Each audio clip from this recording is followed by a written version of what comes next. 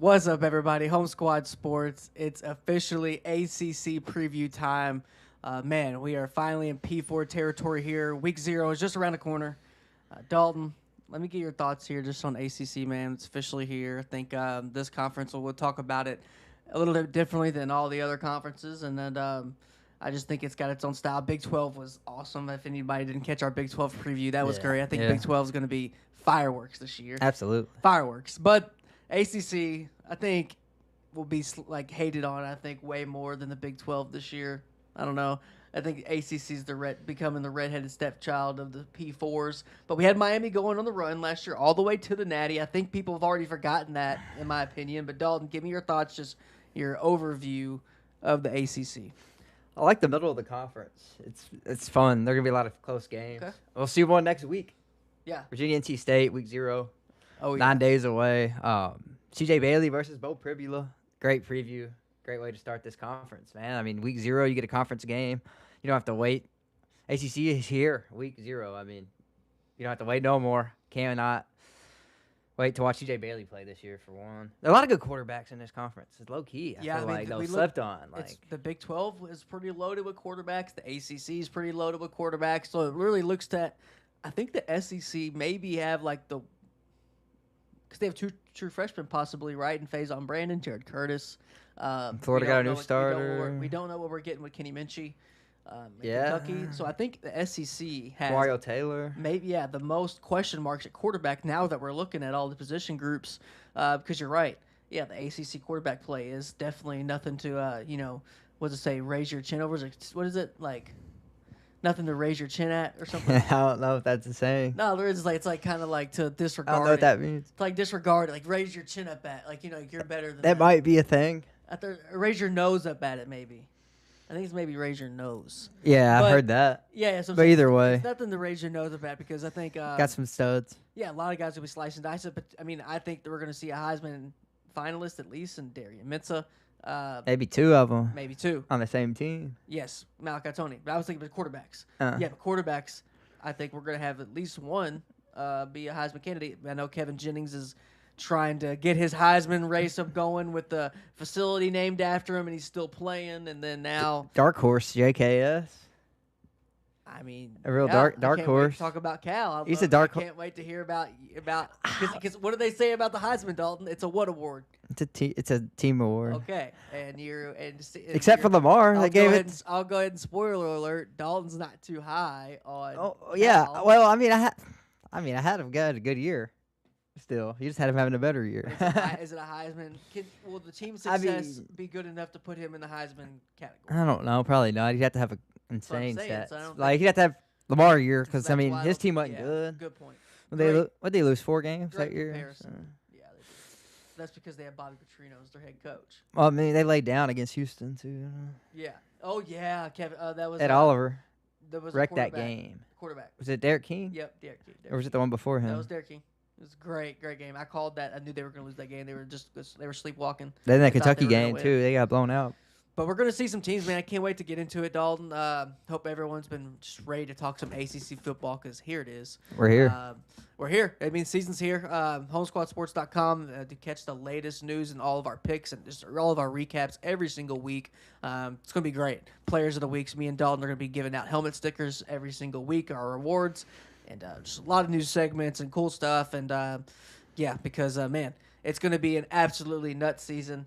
The Big 12, I kind of just laid, the red carpet out for it, right? Started the whole process. And then now we get the ACC to kind of say, all right, let's compare these two. I think these two are going to be very comparable. Do you think that's a fair case? Before we get into it, do you think? Yeah, ACC Big 12. I know we kind of give our opinions before the show and after because after you talk about all the teams, you're like, all right, you could get to kind of put it more in perspective. So before your prediction, is it going to be better than the Big 12, the ACC this year? Man, I don't know. About even, maybe. I don't like the bottom of the ACC as much. Me either. I like the bottom of the Big 12 solid still, I think. Yeah. Even Kansas and the bad teams, Iowa State, respectable. I don't like Boston College at all. We'll talk about them. We are going to talk about them really quick. Yeah, Stanford too. There's just some really bad teams at the bottom of this conference. So, but I like it. I mean, compared to Big 12, the top, I mean, probably better. Miami, definitely be the best in the Big 12. I don't think it'd be close. I mean, It's not close in this conference, in my opinion, but you love Texas Tech. yeah, Texas Tech couldn't give Miami a run for their money. I think maybe so. not yet. But Not early in the But year. I love some Darian Mensah, so I can't wait to talk about him. But like you said, Boston College, yeah, we're definitely going to talk about them quickly because that's going to be our first team we talk about. Let's go ahead and get into it, Dalton. Yeah. All right. Boston College, man. It's going to be a long year, unfortunately. Yeah, it just looks like it just hasn't gone well these past couple of years. You can even look at the Castellanos drama. Yeah. If you want some proof of that. But I don't know. I think just a failed experiment. What do you think, though? Because we can go ahead and talk about it. I mean, we got two coaches on the hot seat. And, Yeah. I mean, O'Brien, he's starting off with, just on the hot seat. 0-1 bowl record, 9-16 at Boston College, 5-11 in the ACC. Only 2 seasons, but, I mean, we think the wheels fall off this year, clearly, with the 1-11 record. Yeah. On the schedule, we got them winning. The only game we got them winning is Maine, so we got them beating 0 FBS teams this year. Can't keep a job like that unless you're Mike Norvell. Yeah, exactly. Yeah. Yeah. Just saying. Exactly. And, it's just, I don't know. I mean, what do you really expect, though? Like, what's your bar with Boston College football, right? Especially in the NIL area. How good can they be? You really do have to ask yourself that. But 1-11 is still nothing to, 2 things can be true. I think he'll take what he did the first year just to go to a bowl at Boston Yeah, College, right? right. But that wasn't his players, man. That was the other coaches. Right. Last year was worse with his players. This year, we think, is going to be worse with his players. The returners, not much coming back at all. The best player that I wanted to include, missing the season, ACL, tight end, Kalen Chudzinski. He's really good. He's on NFL radars, but now he's going to miss the season. So that was our one, glimmer of hope. He's out for the year. Just don't see anything good coming from these guys, unfortunately. Yeah, like you said, the only win coming against Maine, which is an FCS program, so no wins in the FBS. They start their season off with Cincinnati. Then they go to Rutgers.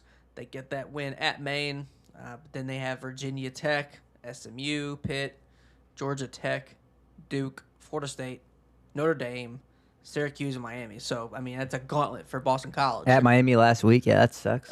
Starting at the Florida State game, it's a gauntlet for Boston College, in my opinion. They don't really have an easy game except Duke, Syracuse. I mean, something against Duke, yeah, possibly. Syracuse, Rutgers, Cincy, they might get one of them. Cincy's anybody can beat Cincinnati this year. Hey, Rutgers is going to be down, I think. I know they got Duff, but Satterfield might get the boot this year. Yeah. I think they probably is that. If you couldn't win last year, they had should've some brought good that. players last year, man. Yeah. He actually put a good roster together last year, Yeah. offensively at least, with Sorsby. I think, He had 4 really good receivers last year. 2 of them went to the league, Caldwell, and Cyrus Allen is balling for the Chiefs in the preseason and camp. And then they had a guy, Caleb Goody, transferred to some Power 5 program. Jake Goldie at linebacker, yeah, they had that tight end that got drafted too. Mm. So they had a good team last year, and he still couldn't get results. That's so what I'm yeah, he's probably gone. But I think so, Boston too. College, we think Bill O'Brien's going to be out of there too, right? 1-11. I mean, Yeah, he'll be out. who are they going to get? But exactly, who they're I think gonna they'll get a young guy this time instead of Exactly. trying to go that way. Maybe a young up and coming guy. See if he can try to put a stamp on this program because they haven't really been good since Matt Ryan. I agree. Yeah, 08, I was about to say the same 07. thing, but to say the exact same thing. You need a young guy to go ahead and be a go-getter, say, I want to turn this thing around, kind of what Kentucky did with Will Stein. They have a lot more going for him in Boston College, in my opinion. But, yeah, it's just hard at the NIL area. Just one of those casualties with Boston College. But talk about some of the transfers. They don't have any guys with huge production. They do have some guys with some, big names. That though, quarterback big coming schools. in might be good. He's going to start. The quarterback coming in. Yeah, we'll talk about him. So let's go ahead and talk about Michael Mankaka first, from corner from Clemson. Then some little production here. Defensive end, Alex DeGreek from Harvard. So we'll see what happens with him. He only had 8 solo tackles last year, though 6 sacks though. So we will take that. And then, man, we just don't know what we're gonna get from this team. We can just look at some of the top guys. I mean, like you said, we can talk about the quarterback, right? Mason McKenzie from Saginaw Valley State, 2,086 yards, 17 touchdowns, 11 interceptions. Had 942 yards though on the ground. Mm-hmm. So then Grayson Wilson's a quarterback coming in with him from Arkansas. So what do you think about the quarterback position, Dalton? I mean, McKenzie adds that extra dimension. I don't think they've had that in a long time. Yeah. Oh, they had Anthony Brown here before he transferred to Oregon, but he was still young, and he didn't get to show all he had. So they ain't really had a mobile guy outside of him ever.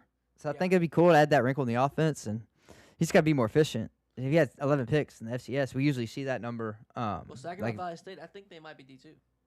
oh, they are D2, ain't they? Yeah. Let's see, so 11 picks of D2. Most guys we see transfer up have 3 or 4, you Mhm. know. So that's the only thing I'm worried about. But he can run. Maybe that added extra dimension. Offense could be passable. Yeah, we'll see. I mean, the only guy they have coming in with some FBS production is Yeah. their running back from Liberty, Evan Dickens. Oh, he is really good. He Yeah. had 229 carries last year, 1,300 yards, 1,339. He had 16 touchdowns, so 5.8 yards per carry. So, yeah, I think that's definitely their best guy coming in from the FBS ranks. They did get another stud from the FCS ranks from Colgate, Reed Swanson. Swanson. Hey, it's been a long day. Reed Swanson, 57 catches, 939 yards, 8 touchdowns. So we'll take that. So those are the only guys they really have with some significant production. Yeah. So yeah, a lot of guys, Nolan Ray, Maryland running back. But like we said, they already got Dickens. Yeah, Chris Jones from Georgia, linebacker. He had 7 tackles last year. Chandler Jordan, 14 tackles last year, 10 solos. Safety from Georgia State. So they have a Notre Dame transfer, Bodie Cahoon. So only 1 tackle, though. So a lot of guys who got to prove it. And then let's go ahead and move on, Dalton. All right, 1-11 year. We think it's going to be the last year for O'Brien. Unfortunately, they're on the hot seat. Bringing his record, what would that be? 10-27. Yeah, not good. 10-27. You'd probably, definitely have to get rid of that. Get a young stud in there. And we can talk about a team who's had some new direction already with Andrew Luck coming back to his alma mater. Let's talk about Stanford. So Stanford, we got them going 2-10. They had kind of the sacrificial land. Yeah. At head coach. Andrew Luck calling him kind of last minute when he got the job, so you kind of knew it was kind of a rental deal. Either he was going to have a good year in springboard, that was probably never going to happen, and then what actually happened, them having a long year, and then Andrew Luck trying to find his guy. He said he called Frank Reich when he was in like Costco or Sam's Club, offered him the job. I'll never forget that story. And could have found a better coach at Costco or Sam's Club for Stanford if you went to the right one. Yeah. Because, I mean, it just didn't go good last year. We have them going 2-10, Dalton. Talk about Stanford, and I guess just is there any positives you're looking at for this team? I mean, I think their head coaching hire this year was a reach, too. Tavita Pritchard, I mean, I like what he's done so far, but he was a quarterback coach at the NFL. He had one good year with Jaden Daniels, but he might just be a beast. We don't know if this guy's going to be a good coach or not. Hopefully, though, hopefully we'll get him going in the right direction because Stanford was really good and consistent when we were, growing up. Yeah. They were ranked top 10, top 5. Almost made the ship a couple times. For sure. But they just don't have a lot coming back, man. Michael Ford's a solid running back, though. 643 yards last year, 4 TDs.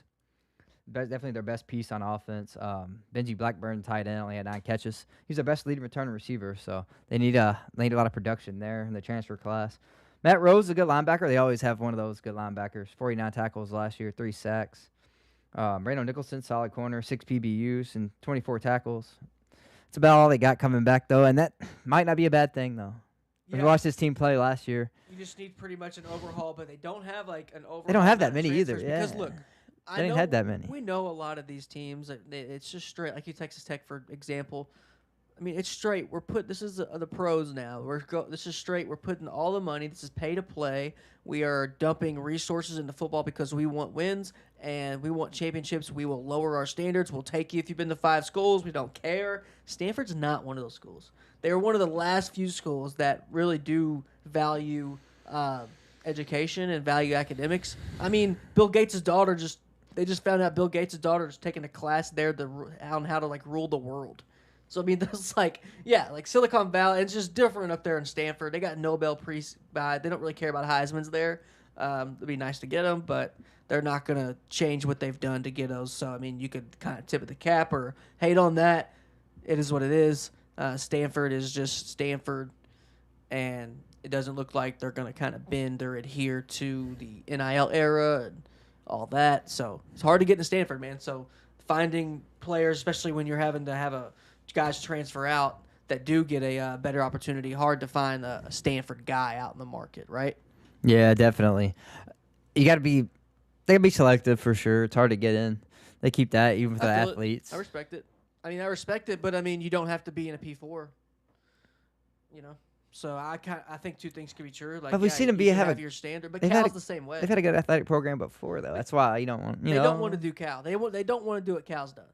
I swear, because Cal's kind of like Cal Berkeley was always like it was like that, and now it's kind of changed. They got they're trying to go get chips. So I think both are respectable, but 2-10, man, that's not respectable season. Unfortunately, like you said, they have guys like Micah Ford. We only got them winning against their first game, which Hawaii, and then that's their only FBS. They could lose that too. Yeah, they could definitely lose that. Alejado, you never know. And then we had them winning against Elon. Shane Gillis played for Elon. Fun fact. So yeah, man, they have a hard schedule though. Miami, Duke, Georgia Tech. They brought in Notre Dame, Louisville, Cal, Virginia Tech. Those are not in the order, but just looking at all those schools, man. Yeah, it's a hard season for them. It's just hard to win. So, transfers, they don't have a laundry list. They have a few. They do have Carter Shaw from UCLA at wide receiver. They have a big stud coming from Yale, like we said. They care about academics. They got guys coming from Yale. Of course. That's a lateral move there academically, but a step up, athletically. Perfect example. So he had 71 catches last year, 1,085 yards, 11 touchdowns. Great production. Nice season. Yeah. Then a quarterback coming in from the P4, Davis Warren. I'm sure he has a high GPA. Well, they don't have too many there at Michigan. 1,199 yards last year, but negative ratio. 7 touchdowns, 9 picks. 2024, but yeah, in 2024. Yeah, my bad. last year he was playing behind You're Underwood. right. That's not good. He's starting though week 1. They already said. Yeah.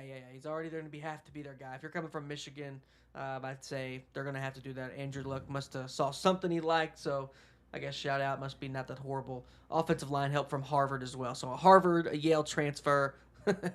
So go figure. 2-10, unfortunately, for Andrew Luck's Cardinals. Yeah. Get a better mascot, man. Next team we got up here is Wake Forest Dalton. 3-9, unfortunately, is the prediction for him. It's going to pretty much all ride on the quarterback play, as it always does usually. But they lost some talent, and go ahead and talk about those guys and some of those returners, and I'll go ahead and get those transfers they got. They have some guys coming up from the FCS, but a long year nonetheless. Yeah, they lost, like you said, a lot of talent. Damon Claiborne, running back. They lost 2 receivers to the bigger programs. They lost a D tackle to Texas Tech. So they're replacing their best players, basically, and maybe not in the best way. Yeah. Tough schedule, too. We got to beat Akron, Stanford, and Merrimack. That's it. Winnable game against Purdue week 2, but we got Purdue getting a decent win there. Yeah. Maybe starting to get going in the right direction. But after that, they got Miami and Louisville back-to-back. Really tough gauntlet for this year. And then after they beat Stanford, NC State, Cal, Virginia. Gauntlet. SMU, Georgia Tech, and Duke. 3 gauntlets for them. Yeah, so tough schedule. That's why, they're not the worst 3-9 team I've ever seen. Right. So, that's all I wanted to say. But they don't have much coming back either, man. Their running back was the backup last year, had 323 yards and 3 tutties, 4.3 yards per carry. Carlos Hernandez was one of his go-to receivers last year for who was our quarterback? For who? Billy Edwards wasn't? No, he was 2 years ago. Wake Forest last year. Oh, Purdy and Ashford. Bobby Ashford. Purdy and Ashford, I guess, kind of split, but mostly Ashford running quarterback. But Hernandez has 40 catches last year, 611 yards and 3 TDs, so be the number 1 receiver this year most likely. Defense, they got 2 solid DNs coming back. Kursk had 5 sacks last year and 2 forced fumbles, so he might be the guy that they rely on to get the pass rush next year. Devon Patterson, 9 PBUs as a DB last year and 35 tackles, so solid production coming back for him. But that's about all they got, man, is them 5 guys, not much outside of that. Hopefully their portal class hits. Yeah, we'll see. It's going to be definitely a hit or miss with the portal class. They have guys coming up from the FCS ranks.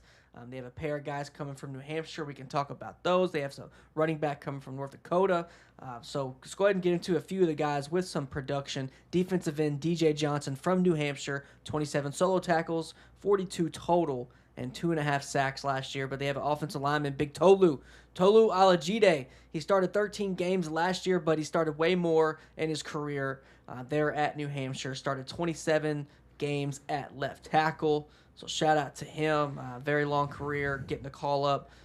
beauties of the transfer portal there. They have some guys for some big schools. They have brought in a stable of running backs. First off, they brought in running back Katie Daniels from Florida. You know about him. He had 120 yards last year in a tutty. You know, what do you think about him? Yeah, I think he's solid. I thought he was a good depth piece for us, so I think he could play here for sure. Okay, then they brought in some more help at the running back position. I believe they brought in a stud, Sawyer Seidel from North Dakota, 897 yards, 13 touchdowns. So that'll do coming up from the ranks. Another guy's going to get his shot on the big stage. So two guys right there. I mean, you could have your 1 and 2 just depending. We just don't know. Looks like Ty Clark's going to have some help. And you have a whole stable of backs. You know, 1 returning, 2 guys coming in, and some other guys as well. We can talk about some more with some most guys are coming from the SCS, it looks like, though. Drayden Dickman from Rice, wide receiver, 401 yards, 4 touchdowns last year. Give a shout out to him. Wadame Davis from UTEP, wide receiver, 610 yards and 6 touchdowns. So there is some guys getting into the end zone. We see plenty of guys who have 800 yards, 3 touchdowns. So these guys are at least getting into the end zone. We'll see. Gio Lopez is going to need some help. Obviously, the quarterback coming over from North Carolina, 1,747 yards last year, 10 touchdowns, 5 interceptions. We will see if he can have, I guess, a better year. And, you know, I mean, I think with situation doesn't really matter in the transfer portal era. They just want to see production, especially at the quarterback position. It's pretty much wraps it up. I mean, we can talk about Cam Shanks, last guy we'll talk about, wide receiver coming in from Arkansas. Only 101 yards last year and a touchdown, but at UAB in 2024 had 656 yards and 6 touchdowns. So guys who can really play ball, shout out to them. Some offensive line help from LSU, though. Ethan Callaway, see if he can get on the line there. Another help on the offensive line. John O. Negan from Bucknell, second-team All-Patriot League. Bucknell's had quite a few transfers and call-ups this year. Yeah, shout out to Bucknell. Shout out to Bucknell, and shout out to the next team who's unfortunately going to have a 3-9 record. Dalton is Syracuse. Steve Angeli, quarterback at the helm, your guy. Unfortunately coming back off injury, which is never fun. We can talk about some of the returners and some of the not returners. Just what are your thoughts on Syracuse and what's going to happen out there in New York? Man, they were looking good last year. First 4 games, 3-1, beat Clemson, gave Tennessee a good game. You know, their offense did at least. I was rooting for him that game. And Jelly, after 4 games in, 1,300 yards, 10 TDs, 2 picks. They found their guy. He was rolling where Kyle McCord. Yeah, left off. Yeah, exactly. I mean, he's over 300 yards a game, 350 a game. Yeah. And then he goes down, and Syracuse goes down. He's so quick. I mean, it tells you how important that quarterback position is. I thought Angeli should have been the starter at Notre Dame last year. C.J. Carr kind of proved me wrong. Yeah, I'll say, because he balled out, and I love that guy now. But, man, Angeli don't have much help coming back this year. Everybody left him. His running backs left him. His receivers left him. Darryl Gill and Ole Miss. Big loss there. Demetrius Samuel was really good and talented, though. He was a huge recruit last year, and he started as a freshman, 33 tackles, 9 PBUs and a pick as a freshman. And then Chris Peel on the other side is really good, too. 29 tackles and 7 PBUs. So one of the best corner duos in the ACC, if not the country. Definitely where they'll hang their hat on is their cornerbacks, I think. 2 decent linebackers coming back. DeLaurier's 26 tackles and a sack last year. And 2 forced fumbles as well. And Gary Bryant, the third, 36 tackles and a sack. That's about all they got coming back, though. They got hit hard in the portal by bigger programs, man, because of how bad their season ended last year, I think. Yeah, they definitely went into the portal and got depth at quarterback and running back. Depth quarterback for sure. So let's talk about the depth that they brought in. They brought in some depth at wide receiver too. So they said, all right, injuries killed us last year. We're bringing in guys where we can know if 1 goes down, we can go to 2. If 2 goes down, we can go to 3. They got 3 quarterbacks brought in, didn't they? Yeah, they have a bunch of guys coming in. So 2 running backs, we'll talk about them first. We'll talk about Ahmad Miller from Jackson State, 1,035 yards, 5 touchdowns. So big year from FCS. But then they have some guys who didn't have crazy amount of yards, but came from big schools. Jawan Johnson, running back from LSU, 2 touchdowns last year, but only 155 yards. And then let's talk about the wide receivers. Elijah Moore from Florida State, only 52 yards, Cole Weaver from Miami of Ohio. Yeah. 642 yards. He only had 1 touchdown, though. So, question, got to get in the end zone more, in my opinion. He's definitely going to be looking to do that with some better quarterback play, especially with Miami of Ohio having their quarterback quit on him mid through the year. So, I guess we'll give him benefit of the doubt. And then before we talk about the quarterback position, the wide receivers, Matthew Alton from Penn State, another wide receiver help, and then some defensive help. Let's talk about defense. Tumanis Adelele from UNLV, 48 total tackles, 6 sacks.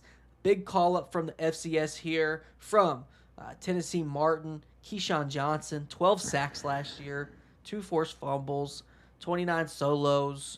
So those are some defensive guys to look out for. And then they have Nazir Ward from WKU, 35 total tackles, 20 solo, and 6 pass breakups, 1 pick. But Dalton, you obviously said Angeli's back, right? But they brought in 2 other quarterbacks. Actually, I think 3. Yeah, 3. Amari Odom from Kennesaw State. I think a lot of people know about him. 2,594 yards last year, 19 touchdowns, and 8 picks. So was never obviously promised a starting job, took a backup role. Just pretty much shows you got some bread. Yeah. Malachi Nelson comes in, a well-known name from UTEP, only 1,100 yards last year, 8 touchdowns, 9 picks, negative ratio. Yeah. And then the Georgetown quarterback, so look, definitely going to be probably the depth guy, depth of the depths. Danny Lauder. He was a backup at Georgetown, so. Yeah, 618 yards last year, 5 touchdowns, but pretty much those are the notable guys in the transfer portal for Syracuse. Let's keep it rocking, man, but 3-9, unfortunately. We can talk about their wins, though. We got them winning against New Hampshire, UConn, and Boston College. So it's going to be a long year.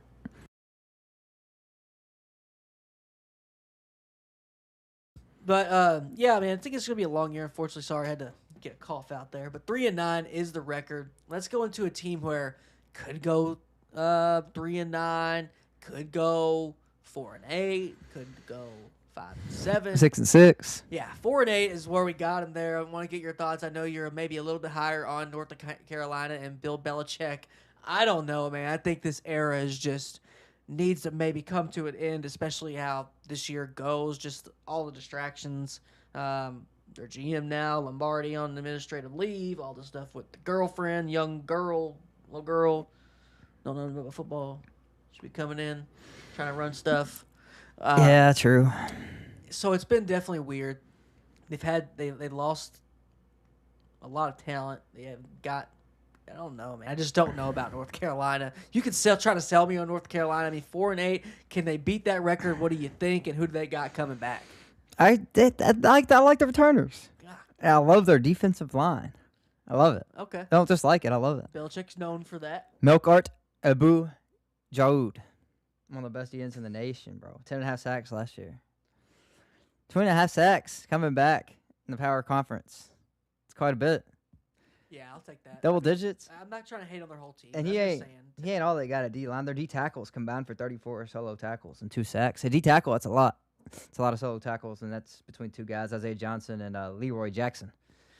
Caleb Koss, a DB, really good last year too. 33 solos, 5 PBUs and a pick. So I like their defense. D-line's gonna create a lot of pressure. You ain't gonna have a lot of time to sit back there, I don't think, against this team. Demon June was a good freshman running back last year. He got an 84 carry. Should have had more, I think.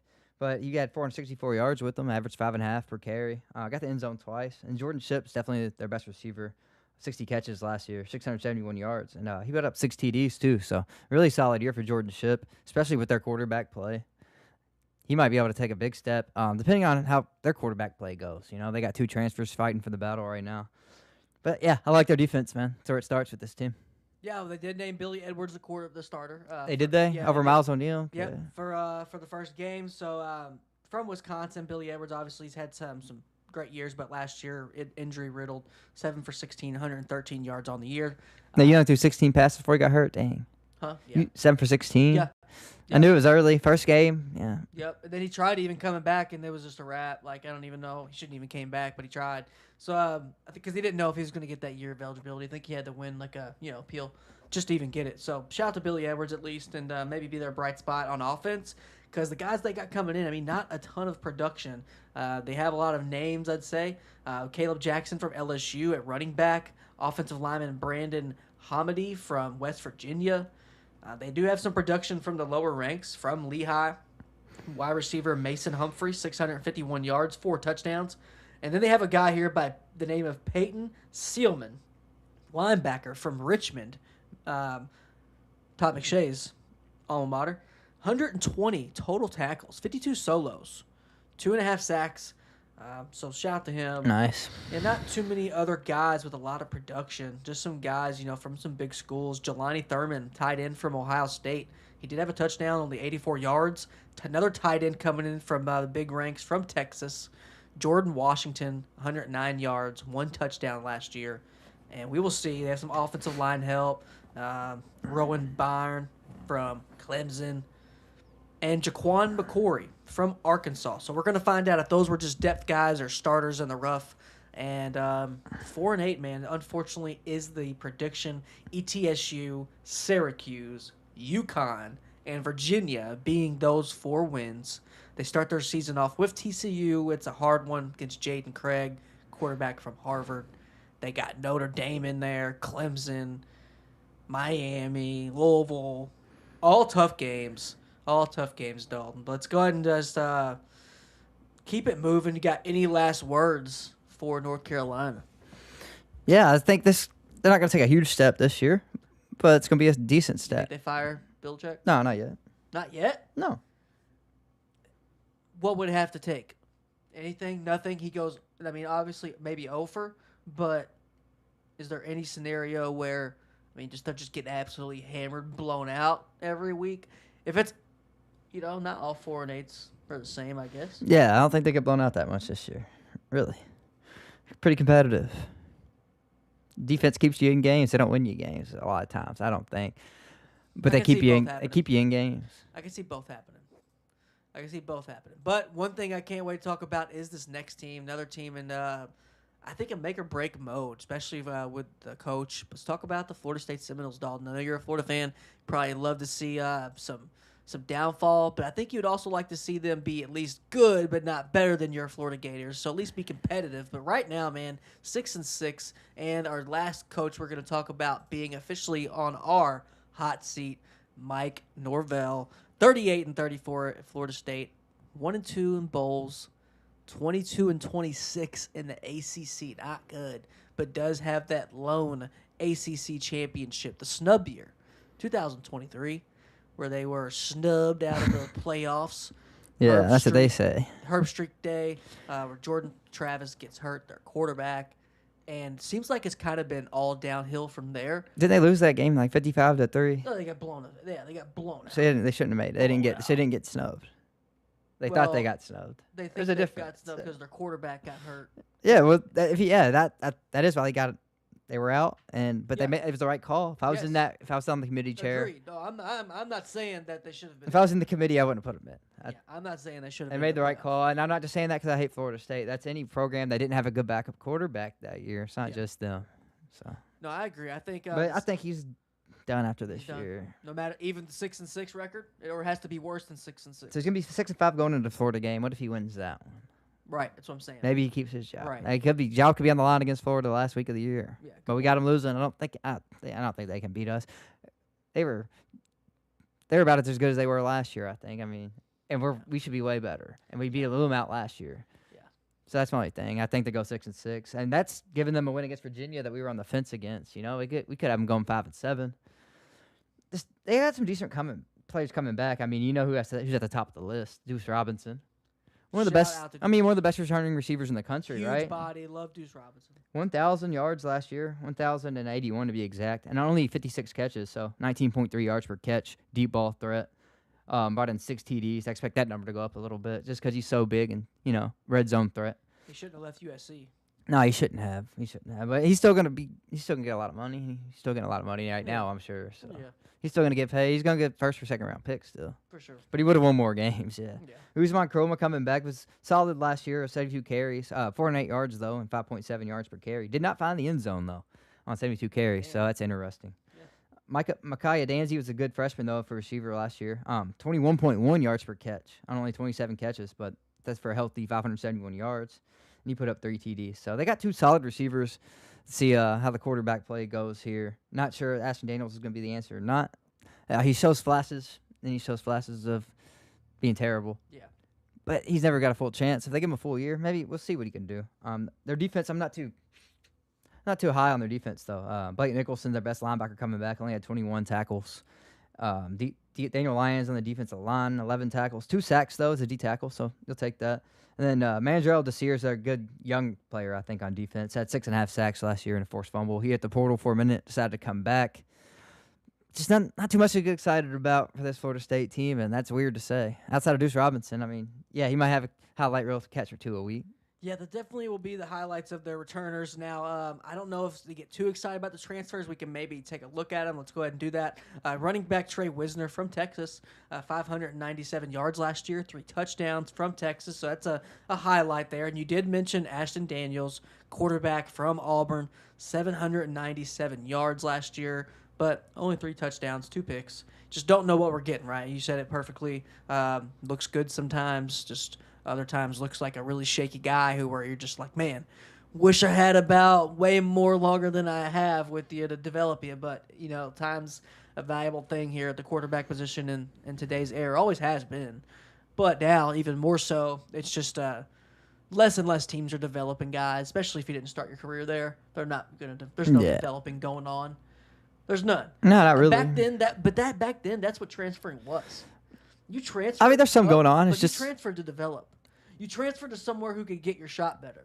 You transfer to somewhere who could, and it's basketball, obviously, but you transfer to somewhere who could, has a better offensive line if you're a running back, so you could, add something to your game. There's like 5 or 6 teams that develop, I'd say. But that's it though. But obviously, with this, like Georgia, Ohio State. Captain Obvious, the reasons for transfers are different now. We get it. But just as a really glaring point, so many people used to transfer to develop rather than just to get paid. Just like Deuce Robinson, how much better developed he could have been under Lincoln Riley. We just don't know. But let's look at some more transfers they have coming in. Defensive end Rylan Kennedy from Texas A&M, no stats. Some guys with some stats though. Tight end Desiree Riles from East Carolina, 362 yards, 2 touchdowns. Looking for some more guys with some more production. Not too much. Chris Jones from Southern Miss at linebacker, 51 solo tackles. Here's some production. 135 total tackles, 9.5 tackles for losses, 3.5 sacks, 1 pick, 1 forced fumble, and 2 pass breakups. So he does it all. Yeah, does it all. Just straight Swiss Army knife for Southern Miss. Shout out Charles Huff. And then we could talk about the Lafayette quarterback at least. I mean, the call-up. Dean DeNoble. 2,528 yards and 19 touchdowns, 7 picks. Good ratio. Nehemiah Chandler, corner, pretty good last year. 13 PBUs. Yeah. 2 INTs. There you go. South Alabama. That's a lot of PBUs. Yeah, he's nice. I cannot find his name for some reason. It's the last name. Oh, okay, gotcha. Yeah. But yeah, he had a good year. Yeah, 13 PBUs, 2.5 tackles for losses too. So looks like a guy who can. Run stopper too. Yeah, corner, hard to get. Yeah, tackles for losses meaning if you, especially in a quarterback design run, they're not going to give you the sack, so it could have definitely been equivalent to a sack. So shout out to him. Yeah, could definitely be a blitz guy. Throw him in on some third downs and really just wreak havoc. They got poached hard too, actually. Yeah. I noticed that when I was doing the SEC and the Big Ten transfers. Almost every school had a Florida State guy. So. Yeah. How bad they've been the past 2 years. They still had a lot of good talent, apparently. Yeah, we're about to see. Guys who lost talent and guys who definitely retain a team here. I think is a little bit in the middle. Want to get your thoughts on them. Let's talk about Pitt. Same record, 6-6. Mason Heinschel at quarterback. They're always in the middle of ACC. It seems like always. They're close to the top sometimes, and they fall off at the end. Bring back Big East football. Bring back Big East football. I wish. You take the top bottom at the ACC, bottom 3 of the ACC, bottom 3 of the Big 12. There's half your conference right there. And then you go ahead and just pluck everybody else. Pluck you an American. Pluck you a. Get Memphis, South Florida in there. Yeah, pluck you too. Yeah, exactly. Yeah. Yeah. South Florida. South Florida was in there anyway. Exactly, at the end, yeah. Sure. South Florida was in there. They were already. So pretty much almost bring back the old Big East. Louisville's kind of held their own in the ACC a little bit, and they're respectable. Won't hate on them. So, All the old Big East Rutgers, teams. West Virginia. Yeah, they need to go back. Yeah, Rutgers, West Virginia. They suck now. Yeah. Bring back Big East football. Then Pitt. I mean, Need get Maryland in there. Yeah, Maryland. Yeah, throw Maryland in there. Yeah, they need to be in there. They can't win in the Big Ten. No, and then maybe Stanford. Because they got good I players. know Big East. Though. They still throw can't. Stanford in there. Yeah. Yeah, I know they're all contradictory now with them. Nah, but Stanford just needs to go to the new Pac-12. Yeah, They're not better than them teams anyways. very good point. But we talked about last week. Gonzaga, y'all get to beat up on them in basketball. That'd be nice. But we talked about last week how teams don't go from P4 to G5 too often. Yeah, only 2 teams did it. So it's really hard to, I guess, expect. But Pitt, man, Pitt. Like we said, always in the middle. Always got some decent players coming back, though, right? Starts with the quarterback here. Our guy, Mason. Really good Heisel. freshman season. Yep, we got to see him at Elite 11 throw as a high schooler, and I had a lot of playing time freshman year, balled out. Yeah, 2,354 yards, 16 touchdowns and 8 picks. So really good year. Ja'Kirian Turner also had a good year, 745 yards and 7 TDs, 5.3 yards per carry. He was splitting time with NFL back too, so he'll up that production this year. Katarius Hicks, 24 catches for 422 yards though and 4 TDs, so 17.6 yards per catch. Explosive option there. Defense, they got some solid guys coming back. Braylon Lovelace, definitely the best one, I'd say. 41 solos last year. 2 picks and 2 PBUs, so linebacker that can play the pass and run.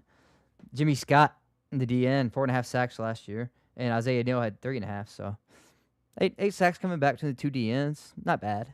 No, definitely not. I think they have some guys coming back they're going to have to hang their hat on because not too much production coming from the portal. We can take a look at a few guys here, though. They have guys like Lavelle Wright, running back from WKU, 471 yards last year, 10 touchdowns. Nice. So, yeah, definitely going to be a guy to go to in the red zone and goal line situations, it looks like. Alex Sanford from Purdue at linebacker, 18 solo tackles, 47 total. And then another defensive help at linebacker, DeMarco Ward from Memphis, 40 solo tackles, 63 total tackles, 2 picks, and 1 forced fumble. So, looks like their linebacker core is definitely going to be solid. And taking a look at the last few guys we have, Kanye Thompson from Slippery Rock started 10 games last year at corner, 38 solo tackles, 10 pass breakups, 3 sacks. Nice. And 5.5 tackles for losses. So looks like he's a dynamic player. They have some offensive line help coming in, but last guy with some production is wide receiver Malik Knight from Western Carolina. He's getting the call up. 47 receptions, 774 yards, and 7 touchdowns. So the guy they're probably going to lean on. I mean, at times, I think more and more we're seeing guys that you want to you see some teams you got your 3, and that's really a pay thing. In my opinion, you pay those guys so much money to where they're just going to be out there. But for teams that don't do that, I think they're looking to keep 6 receivers. They have a 6 receiver unit that they're just constantly rotated in, sometimes 7. What are your thoughts on teams do you like more receivers on your team, or do you just like to keep it in-house in a small circle? Guys that are actually playing. Yeah, I like the guys I like smaller group. I don't think 7's crazy. 6 is what I would do. Yeah, 6. You Yeah, got it's your a good 3, and then we have backups for all them coming in. Yeah, 6 is a good number. Yeah. Anything more? Most teams have 12 though, 13, 15. I'm just talking about in your rotation. That Right, you're actually yeah. giving reps to game reps. Yeah, most teams do. Game reps. Most 6 is a good number. Yeah, like Louisville's a good example. Obviously, we live in Louisville, but I just remember last year when they had injury to Chris Bell, they didn't have anybody really else to throw to. And you could just tell they kept it really small. Sometimes it'll bite you. Sometimes it's good to, but you have to have guys in rhythm. You've seen it happen with A.J. Brown and the Eagles. I mean, they just sometimes didn't throw to him. Fourth quarter come out, or yeah, A.J. Brown, we need you to save us, and you ain't got the ball to him in the half quarter. So it's a happy medium of getting a rhythm and then also having guys fresh. Yeah. But we'll see what happens with Pitt, man. Definitely a weird year for them. I think it could go either way. Mason Heinschel, our guy. It's crazy he's listed at 6'2". It looks like he is bigger, but maybe that's just what the kids say now, his aura. Next team who had some aura last year, man, is Georgia Tech. They lost Haynes King last year to the NFL. He's in Carolina now. And they brought in Mendoza, who's got a national championship ring on his finger. Little brother to Fernando Mendoza, obviously. Adalberto. Is Alberto right? Alberto, yeah. Adalberto. Mendoza. We obviously don't know too much about him, so we're not going to know too much about this team, right? I mean, this is a quarterback sport, but Dalton 7-5 is the prediction for Georgia Tech. Give me your thoughts on them. Are they a sleeper to watch out for, or are they just middle of the pack? Yeah, I think they're middle of the pack this year. Last year was the team that could have made noise. Yes. They were close to doing it. They were close. Hell yeah. A lot of times, but they lost a lot on offense. They're almost starting over. They lost Haynes King. They lost Jamal Haynes. Most of the receivers are gone. Dean Patterson and co. Keelan Rutledge has gone off the whole line. Singleton left. That's 2 years ago, though. But, I mean, honestly, they haven't had dynamic. Well, I would say since they lost him, they had to really rely on Haynes King on the ground. See, they had Dean Patterson last year, and they had the other FIU. They had FIU transfers last year. I know, but the receivers aren't great, though. You're right. 2 years ago, Haynes King, that was part of his game, right? It was a part, and it was something extra to throw on. Last year, I think they said, Haynes, man, we need you to run a lot because we just are not. We don't have a Singleton anymore. That's what I noticed last year. And yes, I know if you can run, you run them, but there's a difference between running, having a mobile quarterback and just sometimes doing it because you have to in desperation. So they lost their likely number one to their rival too. Yeah, Georgia got their Isaiah Canyon receiver. I don't think I pretty good. Too much He's a tall guy. He was the tall guy. He was the number 1A, 1B. He played a lot, but Malachi Hosley played a lot too. He was their backup running back, but he had 697 yards on only 98 carries, 7.1 yards per carry, and 7 TDs. I really like this running back. Okay, we'll take that. That's all he got on offense coming back, really, though. Jordan Allen's their best receiver coming back. He only had 22 catches last year for 304 yards. He didn't find the end zone. So they're going to have receivers step up big time. Defense, they got some solid pieces coming back, especially linebackers. Kyle Efford, 33 solos last year, sack and a half. And E.J. Lightsey, 39 tackles by himself. And then Monterey Bradford, DN, 2.5 sacks last year. But, man, they losing a lot of talent. Most of it's graduation, though. It ain't like they're getting poached necessarily. Just a lot of seniors last year. Yeah, there was kind of an all-in year for them, it looks like. And then you have to rebuild, and you can just kind of choose. 7-5 is a good rebuild, though. Yeah, exactly. No, I agree. Especially they don't have a ton of guys coming in from production from the FBS ranks. They do have Alberto Mendoza coming in, obviously with a national championship ring. But outside of him, I mean, a lot of FCS guys. We can go ahead and get into them. Wide receiver Isaiah Furman from Elon. 907 yards last year and 9 touchdowns. So that could be a guy to look at. Tight end Gavin Harris from New Mexico State, 531 yards last year, but only 1 touchdown.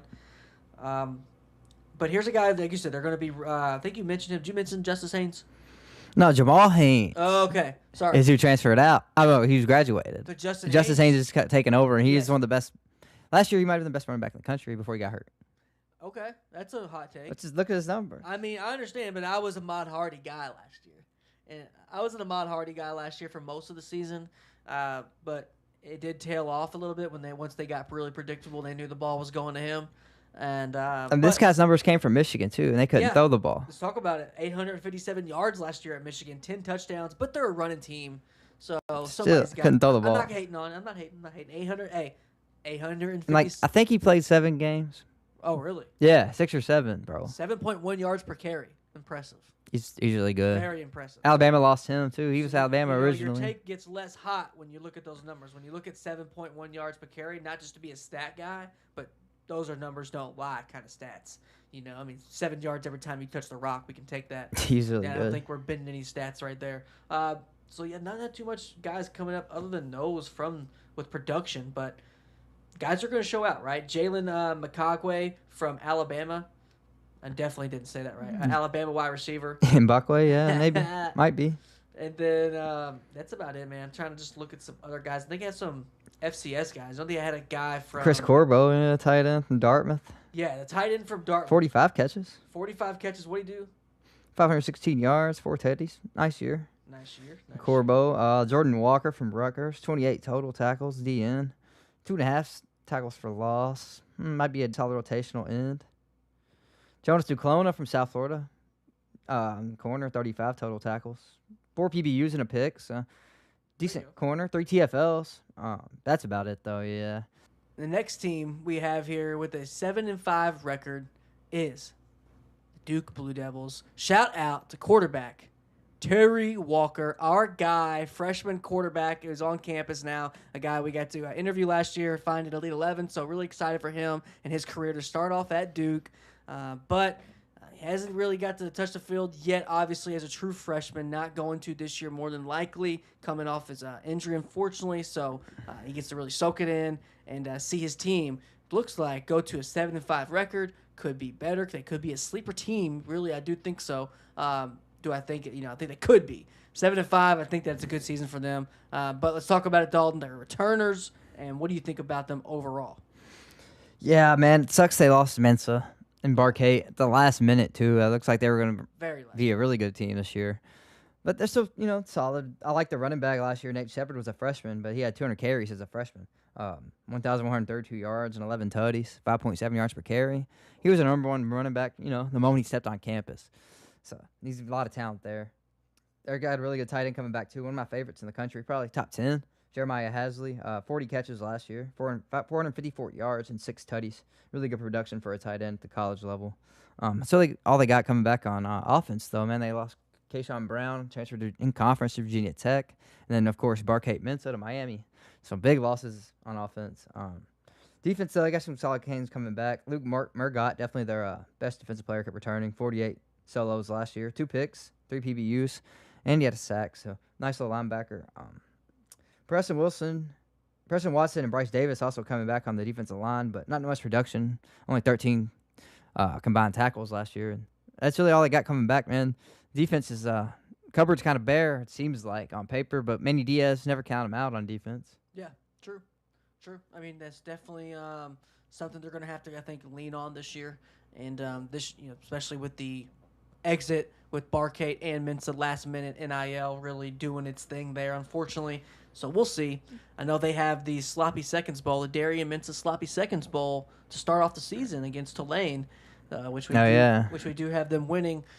We have them winning against Stanford as well, William & Mary, North Carolina, Boston College, NC State, and Wake Forest. So those are the wins we got. Some tough losses in there as well, like Illinois, Caton Hauser and company, Georgia Tech, Virginia, Miami, and Clemson are the losses. So, Dalton, let's talk about some of the transfers they got coming in. They do have some guys, from the lower ranks, like all these teams seem to do. They have Javen Nicholas from Charlotte coming in, shows some FBS talent, 60 catches, 740 yards, 5 touchdowns. C.J. Campbell Jr. from Rutgers at running back, 119 yards last year, but 5.4 yards per carry. We'll take that. Something to work with. Patrick Smith-Young, he's a safety from North Texas, 44 solo tackles last year, 1 tackle for loss. And then we can talk about some FCS talent here. Wide receiver Jared Richardson from Penn, 1,033 yards, 12 touchdowns. Be a guy to look at. Yeah, Barkate came from the Ivy League too. Yep. Sure did. And I love me some Cooper Barkate. I can't wait to watch him this year for Miami. I can't wait to talk about them in just a second. I think it's going to be an absolutely huge year. But Duke year, on a bounce-back year, right? I mean, Walter Eget's going to be the quarterback. It's going to be the star of the show. 3,051 yards, 17 touchdowns, and only 9 picks. I say only because San Jose State, I mean, hey, they're not known for tremendous offensive line play. Usually I feel like most of those guys have to be mobile to run around and throw on the run. So Walter Eget's going to be very cool to watch. He was a late Eget, I guess. Definitely. Yeah. And Jonah Burton is another guy we'll bring up, Idaho State wide receiver. Pretty much rounds out all the guys with production on the transfer portal. Let's keep it in state, though, Dalton. Let's keep it in state here with NC State. 7-5 record as well. CJ Bailey is, I think, obviously the star of the show. Everyone knows that. And do you think the show doesn't really have a star-studded cast, right? It's pretty much is it a one-man band, or is it just a slim pickings here as opposed to stars going into the year? He lost 2 really good receivers. Yeah. Taylor Anderson went to USC. He's going to be the number 1. He's going to be the number 1 at USC. That's how good this guy was last year. So it's hard to replace that. And then they also lost the other receiver. We lost Justin Jolie, our guy. Got to Noah talk- Rogers is the name I was thinking of, though. They lost him. And Justin Jolly. Yep. And Hollywood Smothers.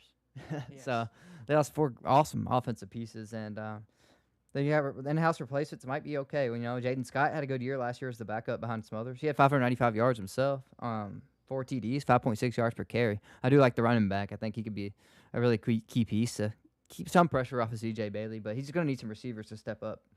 The leading returners, Keenan Jackson, he only had 28 catches last year, 281 yards and 2 tutties, so that's their best one coming back. They're going to have some portal hits. Victor Snow, hopefully, would be the big one there. Defense, not too much coming back on defense either, though. Jackson Vick, definitely their best. 6 PBUs last year, 25 tackles, a nickel back kind of guy. And then Isaiah Shirley in D tackle, 5 tackles. But he had a pick as a D tackle, so that's always interesting. And that's all. That's really all they got coming back on defense, man. Just those 2 guys. A lot of new faces on this team. Big year for Doran, I think. Can you get him over the hump? Yeah, a lot of new faces, and it's going to be hard. It's going to be a hard year for him. I mean, Yeah. I think it is. They do have Victor Snow coming in, though. Wide receiver from Buffalo. Made a lot of plays last year. 815 yards, 8 touchdowns last year at Buffalo. Shout out to him. And then they have some guys coming in like Josiah Trader, wide receiver from Miami. Get a touchdown last year, only 178 yards, but production on a team that made a natty run. Another guy they got from Miami as well, Raul Aguiar, 22 solo tackles, 43 total tackles. And then some Appalachian State love here. Davion Dozier, wide receiver, 448 yards and 5 touchdowns last year. And Tyron Warren from Alcorn State, 442 yards, 4 touchdowns. So some wide receiver help, but that's about it on production guys coming in. So, yeah, it's just they're gonna have to just prove a lot of people wrong with some guys who we didn't know had game, and just guys who they had just in the system. But we'll talk about a team who's really emphasizes their system, who was really not keen, you could say, to the transfer portal, but they've came around, I guess. Dabo Swinney, 8-4 record here we got for Clemson. I think it's a pretty good year for him. I mean, new quarterback at helm. You can talk about it and talk about the rest of their returners, but give me your thoughts on them, just your overall and the guys they have returning, because I don't think it's to be a championship, aspirations this year. I just think you're just trying to, just trying to win ball games. I don't know. I think they're 8-4 is a good season, I guess, but for Clemson, it's kind of like a middle of the pack feel. Am I crazy for thinking that? I think they went from overrated to underrated in 1 year. I think they're underrated now. Okay. I think they still got good players on this team, man. Vizina, we're not sure what he's going to bring, though. New quarterback stepping in. Klubnik was, what would you call him? Steady Eddie? He was never took the next step. No, he's a bust. He was steady, though. He was a bust. Yeah, he was a bust. I agree. Actually, yeah, he was a bust. He was supposed to be so good. Yeah. Best recruit they ever had at quarterback. He's a bust. He was in the NFL, though. 3rd-round pick. Yeah, great. Right? He can't be that Still a big bust, though. You can still be a bust. You're supposed to be like God. Like Christian Hackenberg, I guess. Still a bust, even though he went 2nd round. Quinn Ewers. He was supposed to be. Quinn Ewers. Oh, he's 7th round. Quinn Ewers. Quinn Ewers sucks. He's a bust, right? Yeah, he is. But he's in the NFL. You know what I'm saying? So it's like the same argument. Yeah, but 7th round. All right, I get it. Gideon Davidson last year was a freshman, though. Weird to see a freshman play at Clemson. They kind of had a lot of guys transferring to running back. They had a lot of guys, like 5 or 6 getting carries. He had 60 of them, 260 yards, 4.3 per carry last year. They got 2 really good receivers coming back, though. Bryant Wesco, he'll be playing at the next level. 537 yards last year, 6 tutties, 17.3 per catch, though. And TJ Moore, 837 yards and 4 touchdowns last year, 52 catches, 16 per catch. So 2 really good receivers coming back. Christian Betancourt, a tight end, 20 catches last year, 215 yards, 3 touchdowns, solid tight end. The defenses I like, though. I always like their defense. It seems like even when they're disappointing like last year. Yeah. Will Help coming back. Purdue transfer last year, put up 7.5 sacks for Clemson, opposite TJ Parker. It's gonna go up probably. Cause I like Will Help's game, man. He might be a 1st rounder. He was one of my guys on a preseason list. Yep. Love watching him play, man. He's like a beefed up Caden Curry. Ooh. Yeah, beefed up version. Shout out Peter Woods, man. King Curry had a sack in preseason debut, by the way. I know you like him. Yeah. Jaheim Lawson had 3.5 sacks at DN. He was the only rotational piece, so I like their pass rush. Sammy Brown, everybody loves Sammy Brown. One of the best returning linebackers in the nation, probably. 51 total solo tackles, 5 sacks forced fumble and a pick. 5 sacks for, middle linebacker. It's a lot. Hell yeah. Ashton Hampton, one of the best corners in the country, probably. 35 total solo tackles, 9 PBUs last year and a pick. Corian Gibson, the nickelback, coming back. He had 3 PBUs. Kobe McLeod, linebacker, had 4 PBUs. So a lot of ball production, PBUs. That's a lot. It's good to see. For sure.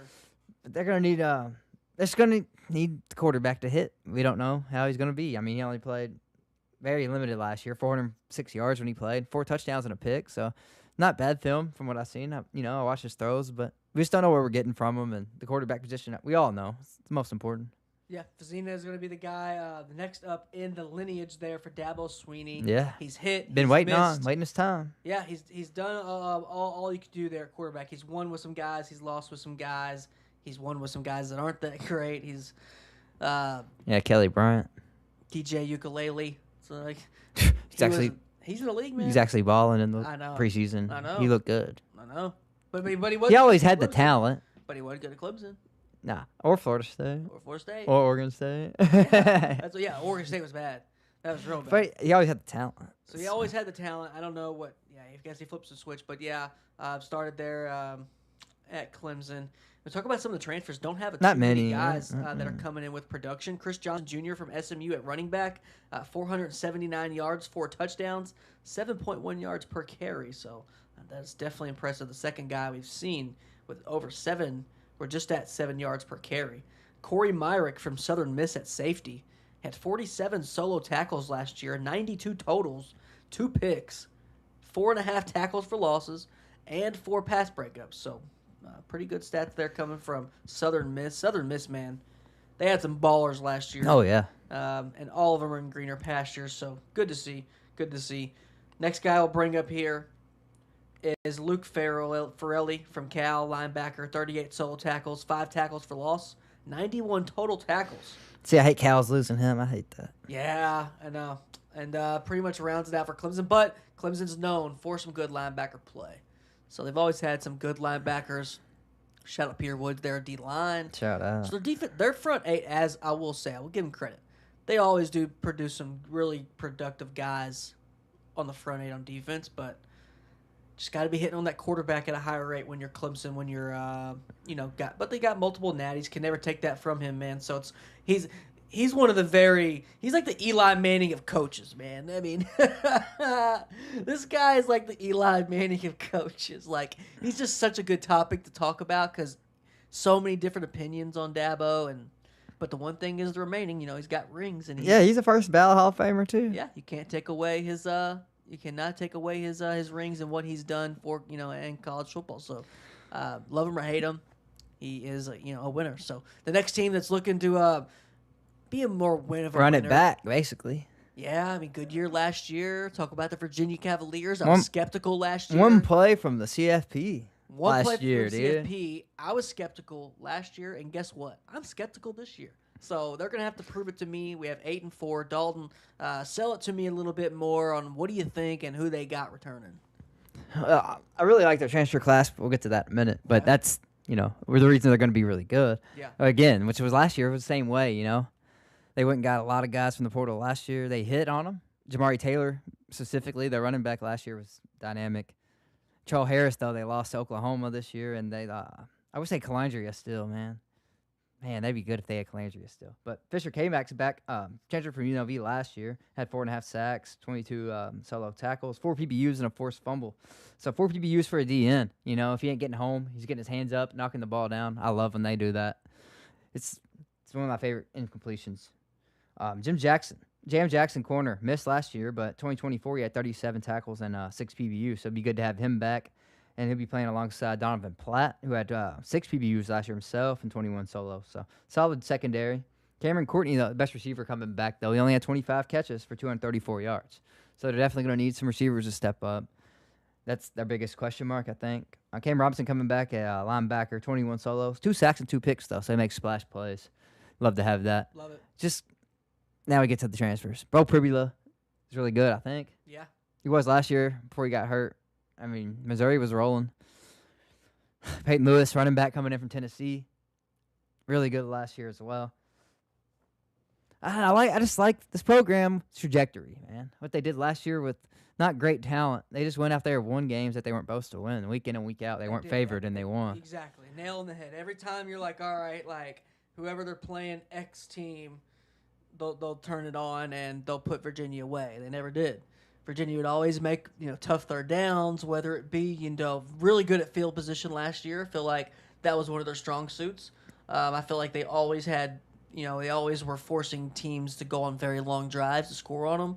But that was either if as coming off a great punt or where your offense just didn't hit and end up helping your defense. Because they have to. They're a team that has to gamble to win. In my opinion, they're gonna have to gamble to win.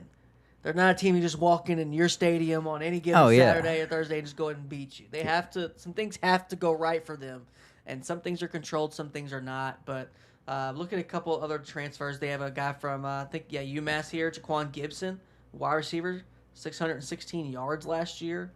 So some production there. Some more production I'm looking for. Deshaun Martin from Kent State at wide receiver, 507 yards, 4 touchdowns. So, I think they are going to be, man, they could maybe get that 9-3. Don't know. Just looking at just some of this production here. They have some guys that been around. Yeah, they could definitely beat Florida State. I just had them move. I don't know. I feel like they're going to lose that one. I don't know. I feel Florida State got one good win in them, right? Yeah. In 3 years. That's the only reason I picked Florida State. They're going to get one good win in 3 years. They got a big guy coming in from Yale with big seasons and big numbers under his belt. I mean, Ezekiel Larry, a defensive end, great name. Zeke Larry. Yeah. 28 solo tackles, 10.5 sacks, though. Nice. Yeah, I don't know, man. They got a big portal class, man. Yeah, they're wide receivers, but a lot of guys with Middlebrook last year from Middle Tennessee State running back, 752. So 2 good running backs coming in. Yep. We've seen that with all these teams here. They're all loading up a running back, man. Oh yeah, Holstein coming in too, back up. Yeah, Eli Holstein from. It's good to have a solid backup. Yeah. I mean, he's solid. He's not a starter, but for a backup, I like it. If somebody goes down, he's got to think in his mind at some point, like, all right, like I can at some point start. He wasn't that terrible when he got benched. I mean, 12 touchdowns, 6 picks.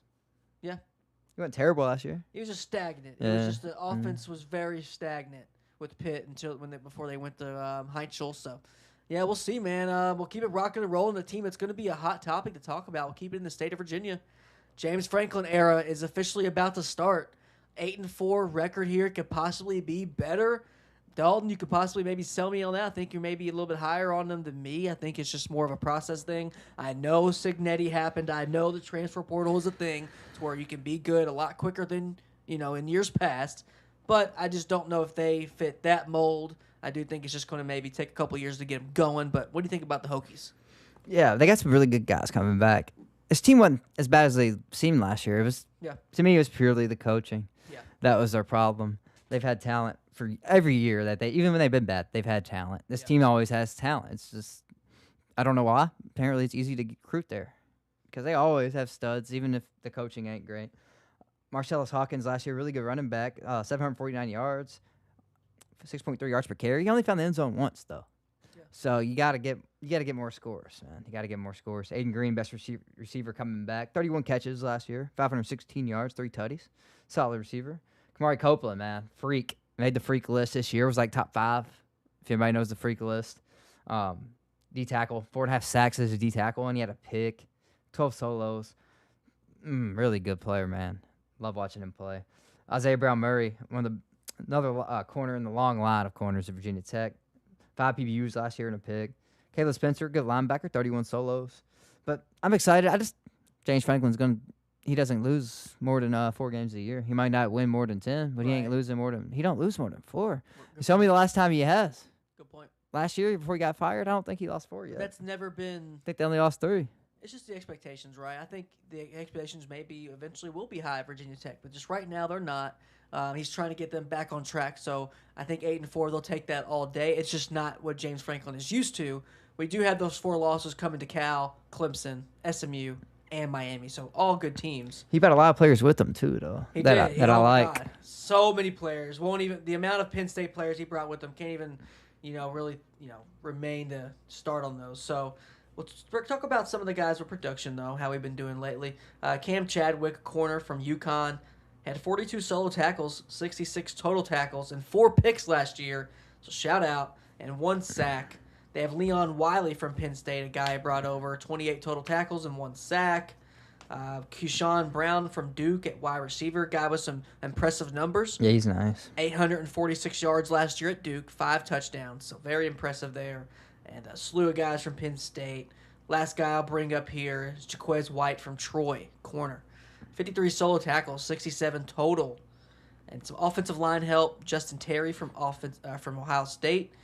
So, we will see, man. I'm very excited. Gruckmeyer, too, man. Yeah, talk about Gruckmeyer. I know you like Gruckmeyer. The guy is going to be leading the hell.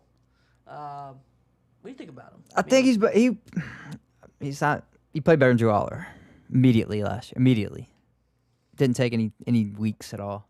That's all I got to say about it. Drew Aller's dominate. Well, played 1 game, but he dominated his first preseason NFL game. He did.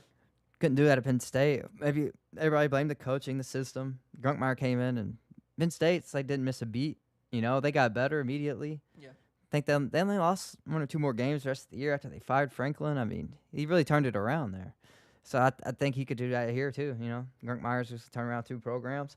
He's nothing really fancy about him, nothing that sticks out, nothing really elite even, but he can get it done, man. He's just a ball spinner, a prototypical old school quarterback who sits in the pocket and he finds the right reads and he's on time. Yeah. I don't know. I think I was just kind of a little skeptical on him. Just skeptical. I mean, I understand. I just thought he maybe would go for more of a bigger fish as opposed to bring a guy from your old school. I like it. But when quarterback was your problem last year, and if this guy's so good that you bring him with you, why didn't you start him over Aller? Yeah. Which I get NIL's a thing, but I don't know. Maybe it wasn't his choice, you know. You just don't know. We don't know the story. But we'll see, man. I think he is going to be successful there in Blacksburg. I think it's going to be a good tenure for him. I don't know about no natties. I'm not going to say he's going to win a national championship. I'm probably not. But in the ACC, they can make the playoffs if Comer 3. Yeah. And I kind of feel exactly what you just said is how I feel about the next team, our hometown team, Louisville Cardinals. We have 9-3. I don't think this is a team that's going to compete for a natty, but I do think the college football playoff is realistic for them, and that would be probably their ceiling. Isaac Brown, one of the best running backs in the nation. You can kind of expand your thoughts on them and just the other guys they have returning for the Cardinals. Yeah, well, we haven't started 9-2, right? Maybe getting in the playoff. Facing Kentucky last week at Kentucky, Will Stein's first year. Yep. And we got him losing. We got Kentucky knocking him off. Seems like Kentucky always knocks him off when Louisville needs to beat them. Yep. I don't know why that is. Louisville can't get it done against their rivals when they need to. In the years when that doesn't matter for either team, that's when Louisville will beat them. Yeah. But something's on the line. Kentucky seems to knock Louisville off. So that's why we have a 9-3 record there. Only losing 1 conference game though. That SMU week 3. Losing to Ole Miss week 1, I don't think they got a chance in that game. People are trying to convince me. Ole Miss is going to come out trying something to prove this year, especially week 1. I don't know. It's a toss-up, man. I know. You think it is? That game? It's just all about how Jeff Brohm calls his plays. I think this is not the game to find out what you got in your quarterback from a throwing standpoint. This is a play-it-safe game. This is exactly what you did against Miami last year game. You need to take up the time of possession. If you're going to get the ball out through the air, you need to get it out quick. You got to hope a quarterback has the worst game of his career then. That's what Beck did. But it's going to be That's how they beat Miami. Isaac Brown has to go for 200 yards. Yeah. 200. But I think that's how I beat Miami last year. Beck just had the worst game of his career. You know, yeah. They played good. Well, Bill Moss also had probably his second best game of his career. And that pick that one guy had was insane. It was probably Miller Moss's best regular season game ever. Regular season, we know he went crazy against Louisville when he was at USC in the bowl game. Yeah, that's when they liked him. But outside of that regular season game, that was probably his best performance last year. I think they'll have to ride Isaac Brown to beat Ole Miss. He'll have to go for 200 yards. I just don't think they have enough talent to beat Ole Miss. They have enough talent there. Ole Miss is loaded at every position. It's not just about talent, though.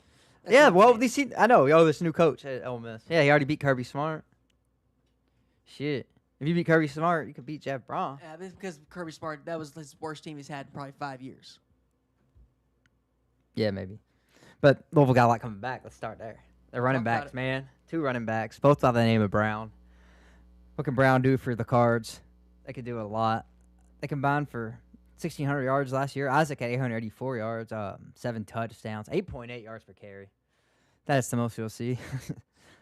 Kewan Brown is a backup, also had 704 yards and 6 touchdowns. He had 7.3 yards per carry. Yep. So basically, if they handed it off, they were getting 7 yards every time. That's really good.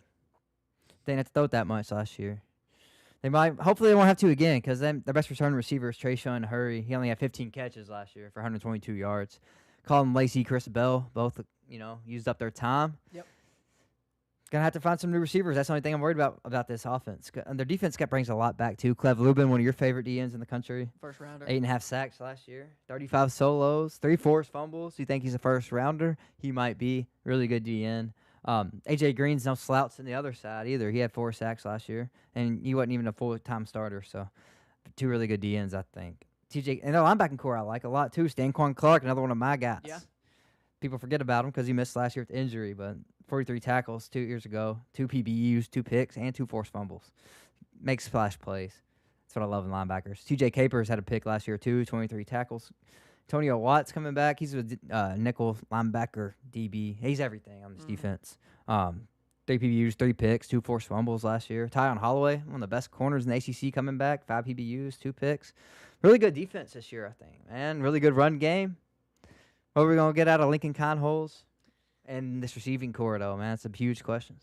Yeah, we don't know. Let's talk exactly about that. Lincoln Kleinholz, quarterback from Ohio State, a runner, right, known for his athleticism, and that's kind of out of the ordinary and out of the mold for Jeff Brohm and what he usually does. I know Tyler Shuck was a little mobile, but mostly a pocket kind of guy. But this is definitely out of his ordinary type of quarterback, which I think could be a good thing for him. But you talk about that receiving core as well. But Kleinholz coming from Ohio State. They did bring in some help from wide receiver. They brought in Trey Richardson from Vanderbilt. 46 catches last year, 806 yards, and 7 touchdowns. So definitely will be a guy that they're going to go to. They're going to go to another guy through the air, but tight end, right? Brody Foley from Tulsa. 528 yards, 7 touchdowns last year. They brought in another guy from Tulane at tight end, Justin Reed, 200 yards, 3 touchdowns. Louisville's always been pretty good, with their tight ends. They've always had some pretty solid tight ends. Let's talk some more about some receiving. Some guys there, receiving core. It's going to get filled out. LaWayne McCoy from Florida State, 396 yards last year, 3 touchdowns. And then they have the call-ups. Jackson Voth from Drake, 600 yards last year, 5 touchdowns on 51 catches. And it pretty much wraps it up besides from the last call-up from Elijah Lewis, wide receiver from Pace. 797 yards and 10 touchdowns.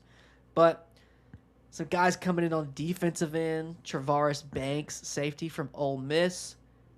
They have some help. Corner, Caleb Beasley from Tennessee. 10 solo tackles. Browns. Oh, yeah, Rousey's the guy I want to talk about. Talk about him. 139 total tackles last year. Dog. 89 solo. Yeah, he's come from FCS, Murray State. It doesn't matter. If you freaking get 89 solo tackles as a safety, not even a middle linebacker. Not even. Crazy. That's 139 total. And he got 2 picks. And he had a sack. I like this guy. See if he can transfer to the next level, but I like him. I like him. Very big. I know Monmouth's crazy stats, dude. Monmouth 139. had a really good DB come up this year. I think, yeah. And then 139 as well. A tackles. bunch of guys on defense that stood out had a crazy amount of stats. I'm like, I don't know how you get, that many tackles. 139 is crazy. That's crazy. I mean, I know it's just the tackles, and some people kind of scoff at that, but if you're in on the tackle, you're in on the play. I think, situational type thing, but hey. He still had 8 solos a game. Right, impressive nonetheless. Right, impressive. So it's going to be a big year for him. I mean, we have them finishing either top 3 or 4. We don't know how that's going to shake because the next team we're going to talk about, they do not go head-to-head with. So we'll see, man. Lucky for Louisville. Yeah, let's go ahead and talk about We it. seen him last year play. Yeah, let's talk about it, Cal. JKS, man. Absolute dog. Jaron Kiwa Sakapatele leads the freaking team because he's a freaking boss. He's a lefty that he makes you forget he's lefty. He throws like a righty. He's one of my favorite quarterbacks in the nation. I can't say much. I love a lot of these quarterbacks. I mean, he's starting off his year against a really good, impressive quarterback, Nico Iamaleava. Yeah. It's going to be a great matchup. I mean, Nico's not even a top 5 quarterback in the nation, and he's still pretty damn good. He's still going to be in the NFL. So can't wait for that game, but let's keep it on Cal. Very impressed last year. I mean, just what they were able to do.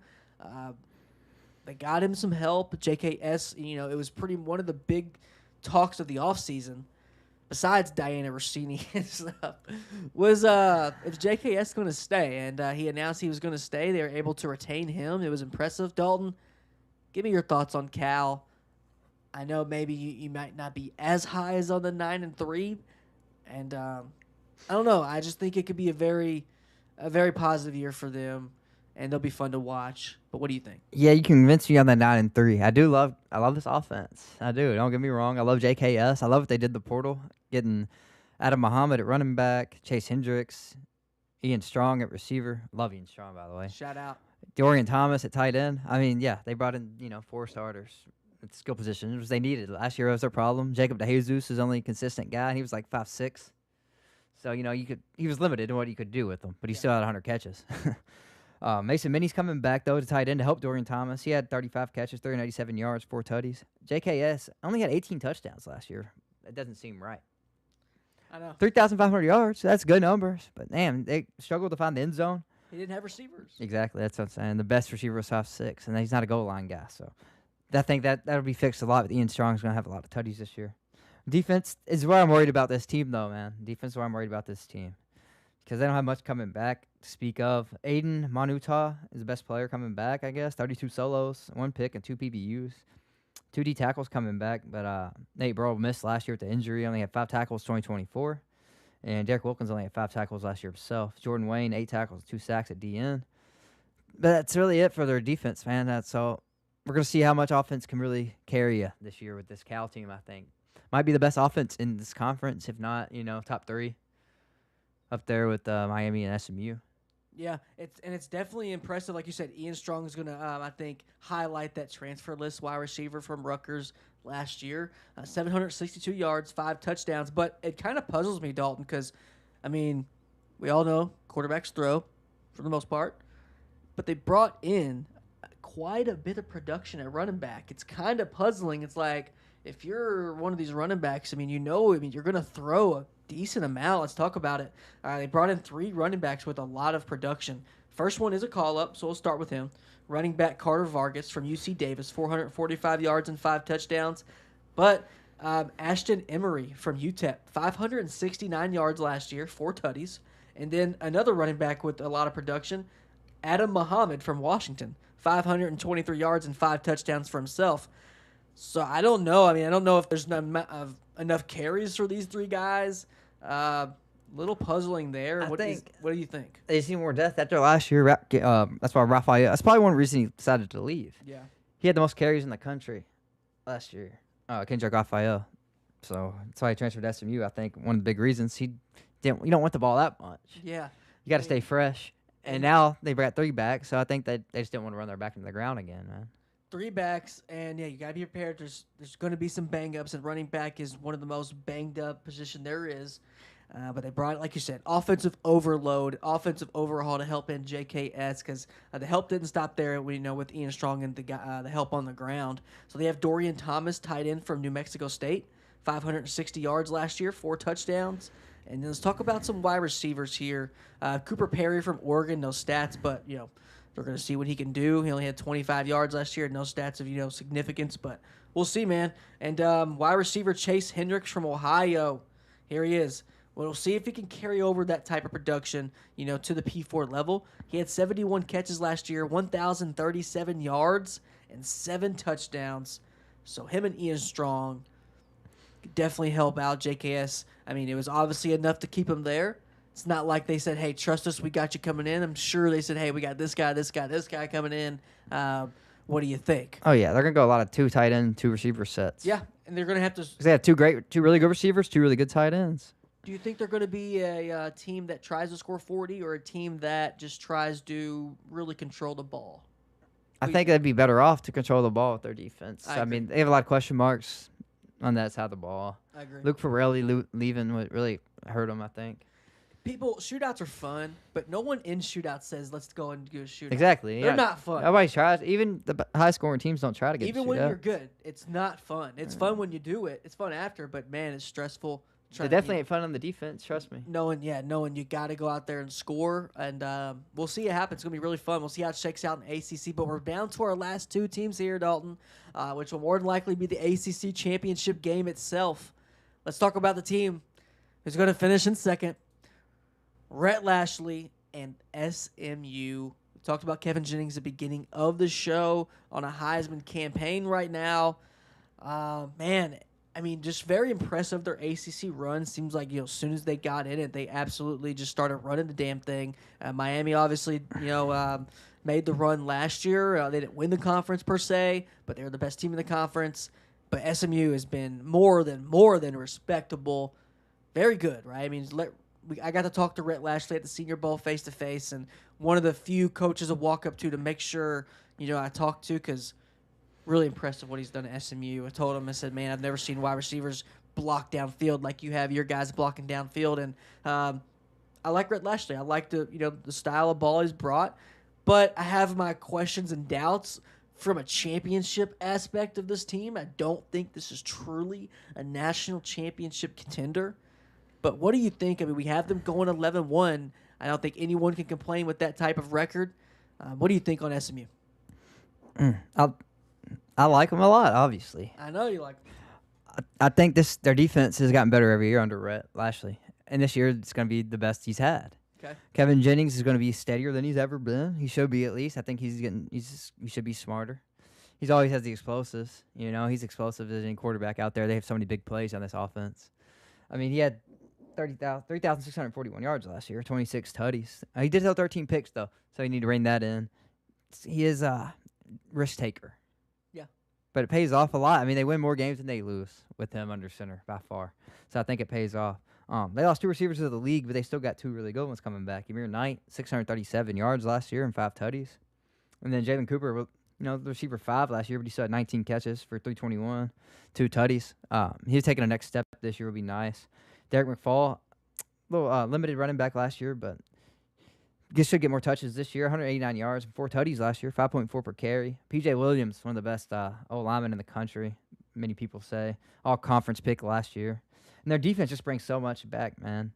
Brandon Miazzano, 22 tackles, 2 sacks, 8 PBUs, and a pick as a linebacker. 8 PBUs as a linebacker. That's fire. Yeah.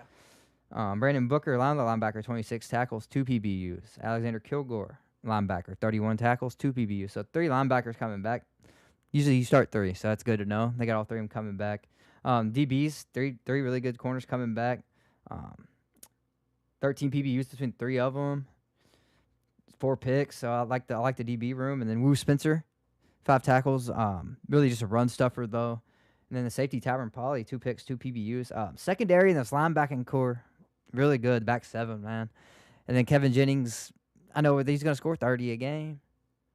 So, I don't know. It's hard to see this team lose so many games with this schedule. Exactly. Schedule's easy, in my opinion. It is. It is. The only guy I'm losing Notre Dame. I mean, just outside of the Notre Dame game, what are the hardest games, right? Louisville and Cal. Yeah, I guess. That's it. Virginia Tech. That's why, and that's where the questions come in from a national title, standpoint. It's a tale. Look at Oregon. Tested rarely throughout the season. Sometimes, throughout their history, and then they get to the, postseason. It doesn't work out. We've seen that throughout so many teams, right? And I don't know, man. I just think they'll get to the college football playoff for sure. And it's just, I don't know. I think the wheels will possibly fall off, or they can, prove me wrong. Can take a look at some of the guys they got coming in with some production. They have defensive end Marquez White from UMass, 50 total tackles, 18 solo, but 5 sacks.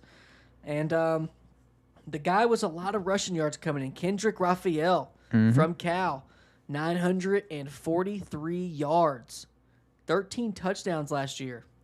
Very impressive. Had a lot of damn carries too, man. Yeah, led the nation. Led the nation in carries, 232 carries. They have some help on defense as well. Linebacker Caden Marshall from Bowling Green getting essentially a call-up. 14 solo tackles, 37 total, 1 sack. And then Yannick Smith, 583 yards, 44 catches there. Some more wide receiver help He brought in 5 touchdowns as well, and pretty much what highlights the production of the guys coming in. So we'll see, man. The guys who they know are going to be making plays are guys who are already, in the building and in-house. So I like their 2 tight ends they're bringing in, too, though. talk about them. Randy Pittman, Yep. Florida State, and Theo Milan-Orstrom, Texas A&M. He was good last year. He was better. He was probably better than, I forgot that guy's Nate Burkhardt, the guy that we saw at the Senior Bowl. We did. Milan-Orstrom is starting to outpace him in snaps at the end of the year. So I was surprised as he transferred, honestly, but I really like both of them coming in, and they need that because they're replacing 2 NFL tight ends, and Hibner and your boy, Packers, R.J. Maryland, and Hibner replacing both of them, but I like both of these tight ends. Both of them, I remember, smoked the 40.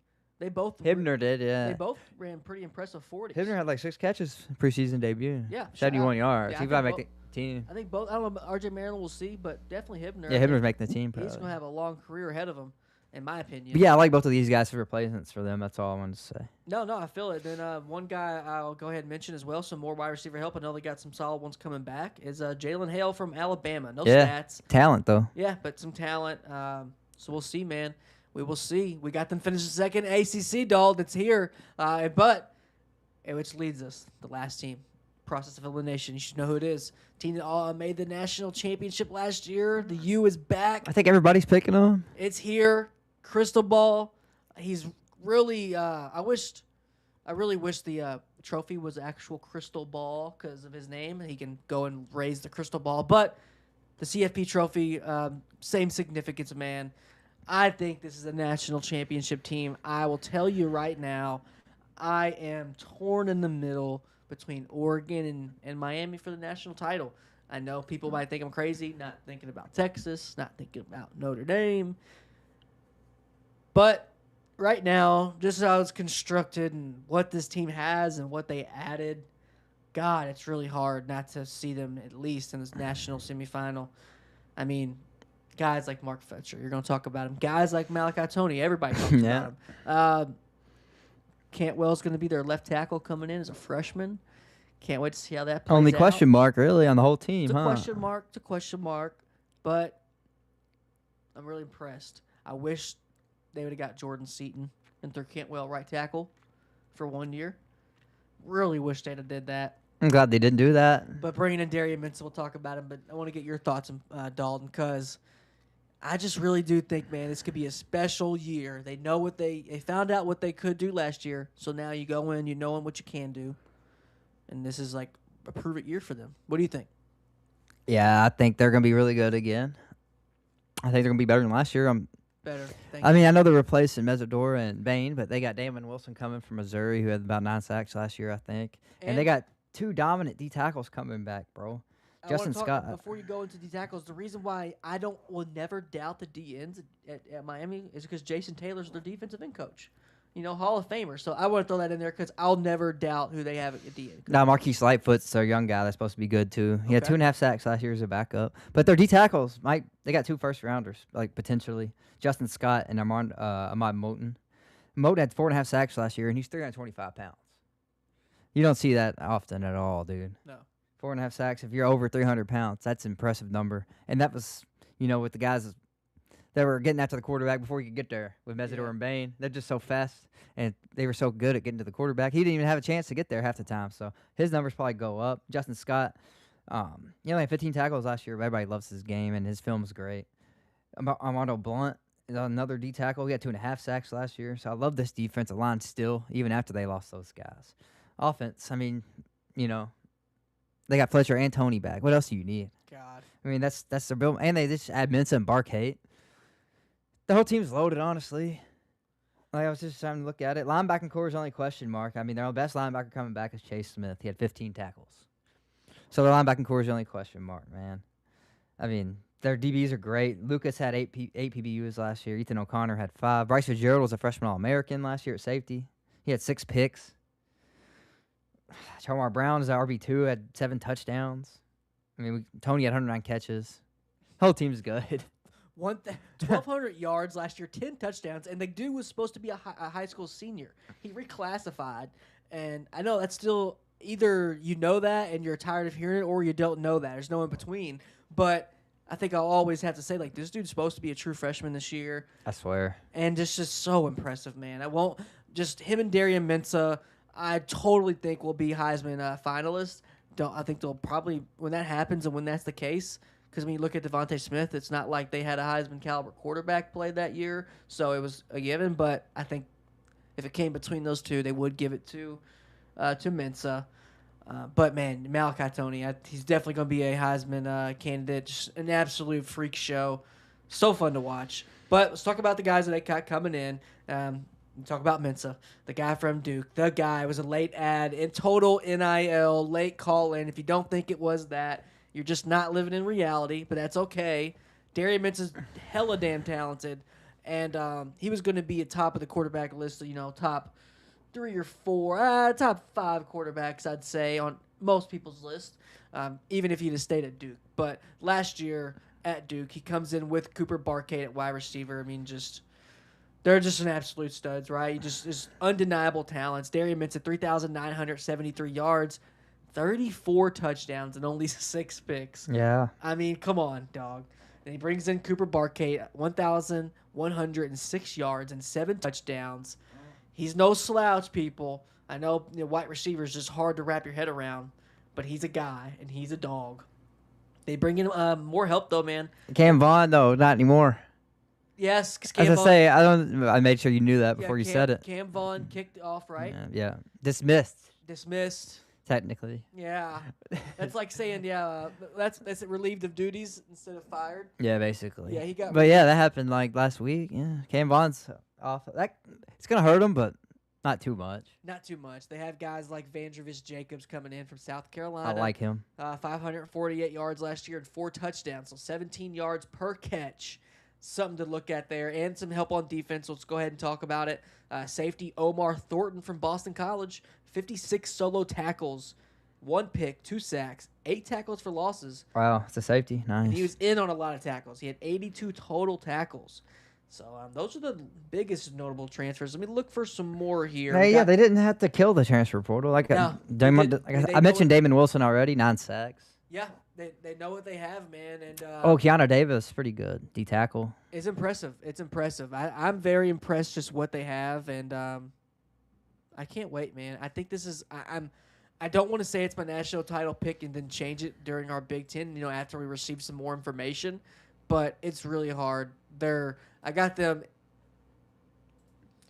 possibly, I want to say we don't know the matchups, but I want to say they'll be in the national championship no matter what, and they might lose to Oregon. And I want to say if they play anybody but Oregon, they'll win. I want to say it. I'm not going to, but I want to. But Dalton, man, what are your overall thoughts on the ACC? We have Miami winning. Just trying to, it's a lot of information we just spewed out. But a lot of information we've gathered, right? Because there's a lot to take in. Because this ACC conference is kind of top-heavy-ish. I think so. I didn't realize how much the middle and the bottom got poached by bigger programs. Yeah. Before we did this. Yeah. The SEC and the ACC and the Big Ten, they kill this middle ground and the lower levels. For sure. Wake Forest and Virginia, all them, they lost so much talent to higher level schools. Yeah. And they're already high level. So it's just hard, man. It's hard. It's hard, and just looking back at it, I think the Big 12's deeper. I think the Big 12's deeper, and I think the Big 12 is going to have overall better quarterback play. It is more deeper quarterback play. Kevin Jennings is he's more of an athlete than he's a quarterback, in my opinion. I think the quarterback plays better in the Big 12 now. Yeah, for sure. Actually, I do think it is. I do think, because you got to look at the teams that we have towards the top. Louisville is Kleinholz, all right. He's Kleinholz, right? Right. Bo Pribula. You know what you get. Ethan Gruckmeyer. Right. JKS and Kevin Jennings and Mensah is the top 3 for sure. Top 3. And then we looked at Big 12. They have about 6 deep. Even their guys that are low, we're assuming Jaden Craig at TCU is going to be good. Oh, everybody loves him. We are making assumptions there. In camp, they love him in camp. I think they're safe assumptions. Yeah. He's going to back it up. Yeah. So I do think the Big 12 has better quarterback play going into the season, but that's what makes it so much better. We don't know what we're going to get. Even the Big 12 bad teams that got fun quarterbacks like Jalen Rayner. Yeah, yeah. At Iowa State. Isaiah Marshall at Kansas is supposed to be fun. Yeah, we'll see. So even their bad teams have fun quarterbacks are supposed to be at least. So yeah, I like the Big 12. Bagway, bounce back candidate. So yeah, the Big 12 got good, better quarterback play, I think, all around. This conference is just a lot of second chances at quarterback, honestly. Last You chance know, U conference, huh? Gio and Billy Edwards, Mason McKenzie getting his chance at a bigger school. Yeah. Just a lot of Ashton Daniels finally getting his chance to be QB1. This is get your chance. This is the last chance and get your chance. Yeah, It's Lincoln both. Kleinholz It's getting first chance and yeah, last Lincoln chance Kleinholz you. getting his first chance. So yeah. This is your last shot to get a first chance. Yeah. This is what it is. This is your last shot to get a first chance. So I can't wait, man. I cannot wait. What's the odds we see a national champion or a team that plays for the national championship from the ACC? I mean, the odds can't be high just because only one team I think has a chance. Yep. So Miami? yeah. I What think do maybe. you think after we take in the Miami information? Where do they go? How far do they make it? I mean, they're going to the Final Four at least. I think they're losing the Final Four. That's my prediction right now because I already got my championship prediction Okay. ready. All right. I'm ready. Final Four loss. I don't have mine yet. I'm still torn. I will say right now, if you're watching this, I will give my national title prediction. We both will on our Week 0 preview. And I can't wait, man. We have the next two up. The top two conferences in all of the land, the SEC, the Big Ten, in that particular order. And I can't wait. I cannot wait. I think we did SEC last. I think it's the first year going in where we're like, this is... They should still be last, but No, SEC is silver. at the middle of the Big Ten's trash. That's why. Can't wait to talk about it, buddy, because I do think the SEC has lost some of its cachet. Maybe your Florida Gators have something to do with that. Maybe. I mean, let's talk about it. Yeah, we're still way better than freaking Minnesota Yeah. and Northwestern and Michigan State and Purdue. And we're better at the SEC. You can only name one team. That's what I'm saying. The middle is way better. That's all. That's just the middle. The top, the top might be better. Probably is better than the Big Ten. It's only 3 teams. Yeah. Ohio State, Michigan, and Oregon. USC trying to throw their name in the hat. They ain't there yet. I don't. I can't wait. They lost to Illinois last I year. can't wait to talk about Michigan. I think they take a step back. I don't think they're that good this year. Michigan ain't that good either. That's what I'm saying. They fell off. They're Big, not. Big Ten's just I don't think they finished the season in the top 25. Big Ten's 3 really good teams. Then you got 3 decent teams: Michigan, Penn State, Iowa, and Illinois. And then you got like 7 bad teams, in my opinion. That's why I think it's good. But the top's better. It seems like out of the Power Four, we were just doing a quick overview before we get into our last 2 in-depth previews. Seems like the Big 12 is the deepest conference. Potentially, we'll see. Yeah, I think second. I mean, I Okay. still think SC's deepest. Okay, all right, Even the bad teams are good. we'll see. We have freshman quarterbacks starting in Kamario Taylor's gonna almost every ball out. conference. So a lot of question marks in all these conferences. But we really appreciate everybody tuning in for the ACC preview. Man, it's been absolutely just a long process getting all the information together. Our file for all our previews at 300 and something pages right now. So stay tuned. We love getting all the information ready. Won't be going into a game not knowing who's in place, not knowing who's their guy, because this stuff like this. So we appreciate you all tuning in.